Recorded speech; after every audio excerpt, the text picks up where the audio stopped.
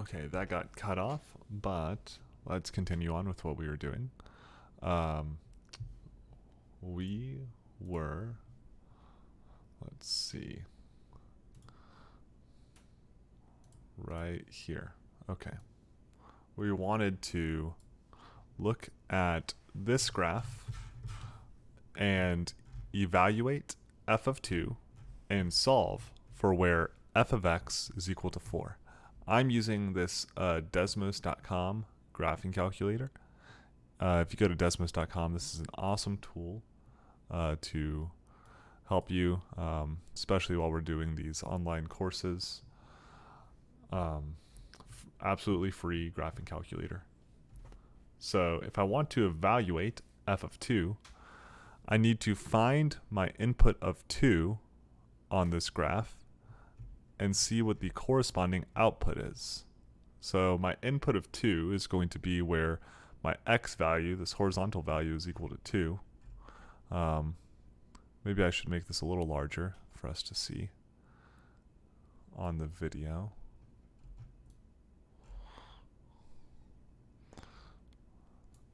So where our input is 2, it looks like our output is... Oh, you can click and drag here on Desmos also. So our input is 2, our output is 1. So that means that f of 2 is equal to 1 in this case. So f of 2 is equal to 1. Now, we also want to solve for where f of x is equal to 4. So let me pull the graph back over.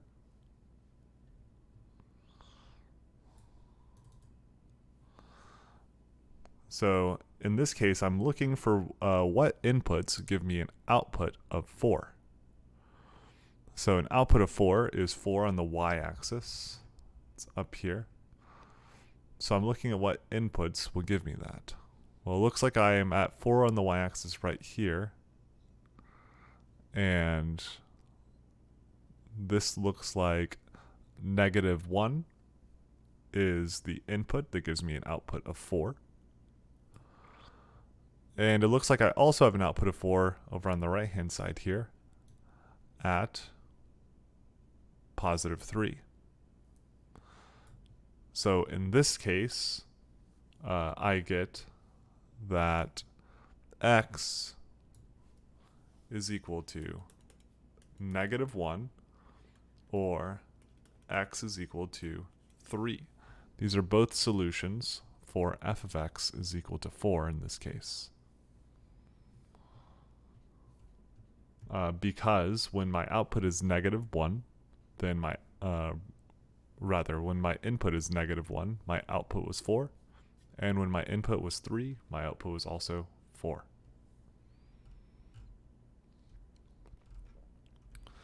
We just have a few more things to look at. Let's check out formulas as functions.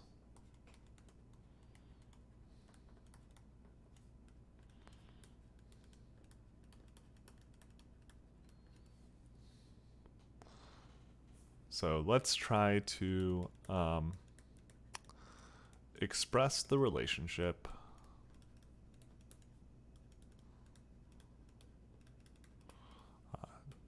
2n plus 6p equals 12 as a function p equals f of n if possible.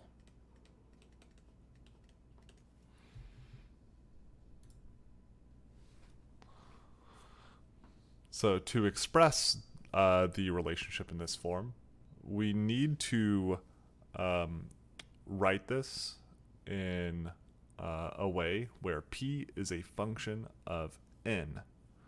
So this means that the only thing I want in the left-hand side of this formula is I want p to be by itself.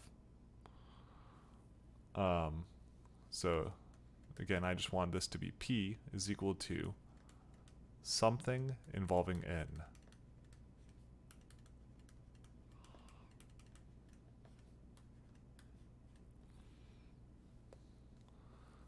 So I'm starting out with 2n plus 6p equals 12. Here, if I subtract 2n from both sides, I get 6p equals 12 minus 2n. And now, remember, I want the p to be all by itself, so I'm going to divide both sides of this equation by 6 to get p is equal to, I'm going to write this as 12 over 6 minus 2n over 6. Since I can break this into two separate fractions, so that now we can see that this is, let's see, 12 divided by 6 is 2, minus 2 over 6 simplifies to 1/3, so I'll write this as 1/3 n. So I could say that p equals f of n, which is 2 minus 1/3 n.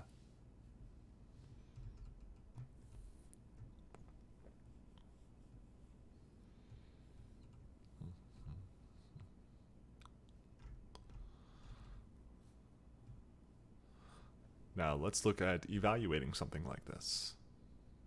So let's say, given the function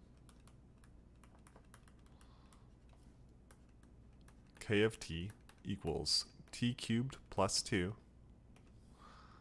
let's evaluate k of 2 and solve for where k of t is equal to 1.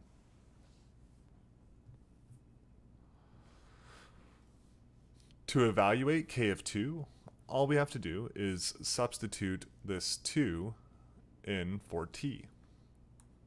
So for a here, to find k of 2, I just plug 2 in where I see this t, and I get 2 cubed plus 2, which is 8 plus 2, which is 10. So k of 2 is equal to 10. If I want to solve for where k of t is equal to 1, well, k of t was t cubed plus 2, so I want this to be equal to 1. Let's try to solve for t here. Let's subtract 2 from both sides. I get t cubed equals -1. In order to undo this cube, I'm going to take the cubed root of both sides of this equation. So t is equal to, the cubed root of -1 is -1. So t equals -1. And if you wanted to check to see if this was true, to see if this was the answer, you could try finding k of -1 and see if this gets you 1. So k of -1 is going to be -1 cubed plus 2. -1 cubed is -1. -1 plus 2 is 1. So k of 1 is -1. So we solved for where k of -1 is +1 rather. I think I misspoke a second ago. So k of t is equal to 1 when t is equal to -1.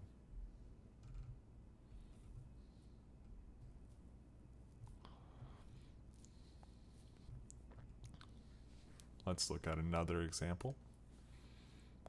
Let's say, given the function h of p is equal to p squared plus 2p, let's evaluate h of 4 and let's solve for h of p equals 3. To evaluate h of 4, again, I just substitute in a 4 where I see the p's. So this means that h of 4 is going to be 4 squared plus 2 times 4. 4 squared is 16. This is 16 plus 8, which is 24. I don't know why I wrote 28 at first.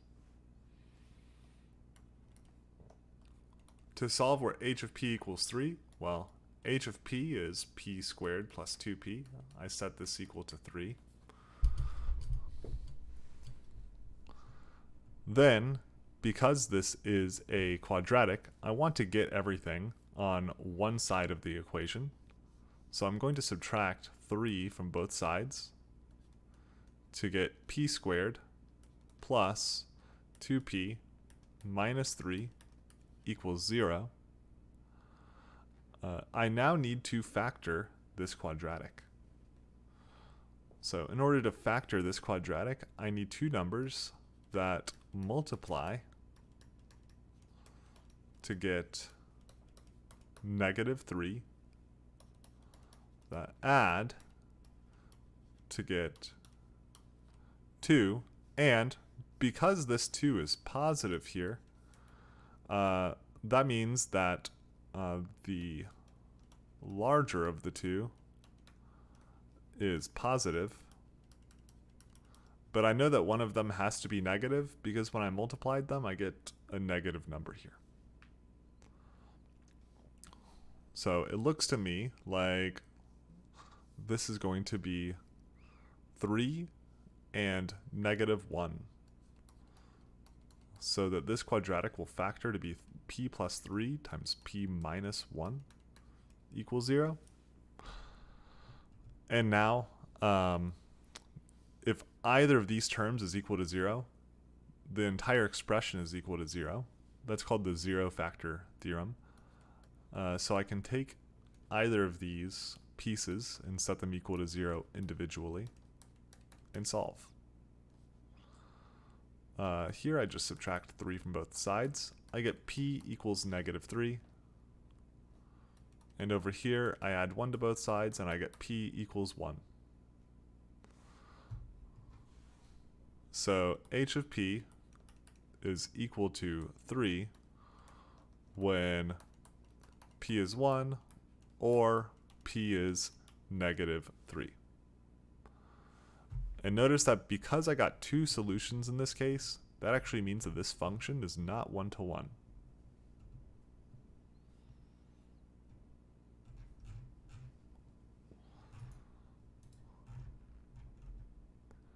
And there's one last thing that I want to cover for today. Well, I guess kind of two things, but really it's one thing. Not every important equation can be written as a function. An example of that is the equation of a circle. We saw earlier that circles are not functions. So let's recall the distance formula in order to kind of derive the equation of a circle here. So it may have been a minute for some of us since we've seen the distance formula, and that's totally okay. Or maybe we haven't seen it before, and that's also fine. So the distance formula is as follows. I'll write it, and then I will explain. So it's the square root of x2 minus x1 squared plus y2 minus y1 squared. And this gives me the distance between 2 points that we will call x1, y1, and x2, y2. It gives me the distance between these points. Notice that a circle with a radius of r and a center at a point hk um, can be described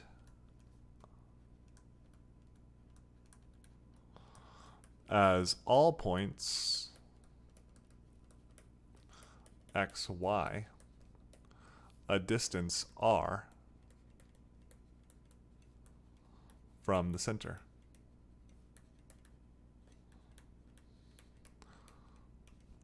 So, using the distance formula,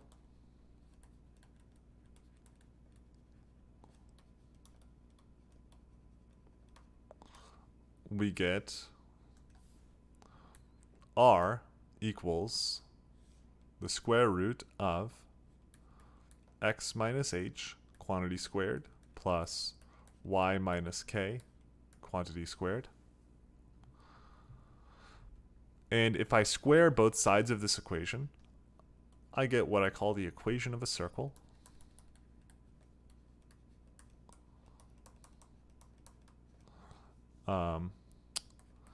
We say a circle with radius r,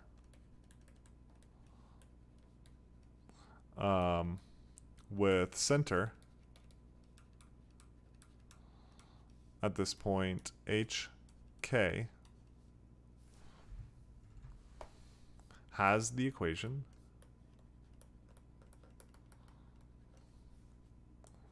r squared equals x minus h, quantity squared, plus y minus k, quantity squared. And again, we just derived this from squaring both sides of the distance formula, essentially.